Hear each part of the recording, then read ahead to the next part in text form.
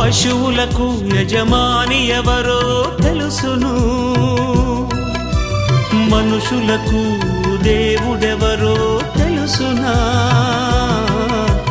పశువులకు యజమాని ఎవరో తెలుసును, మనుషులకు దేవుడెవరో తెలుసునా? దేవుడు బ్రతుకును ఇచ్చాడు, మనిషి బ్రతకడం నేర్చాడు. దేవుడు బ్రతుకును ఇచ్చాడు, మనిషి బ్రతకడం నేర్చాడు. తన తండ్రిని ఎరుగని నరులే మూర్ఖులు. మీకంటే ఈ భూమిపై ఎవరున్నారు?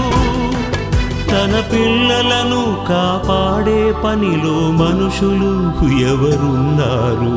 తండ్రి తనయుడేసే బలి అయినాడు.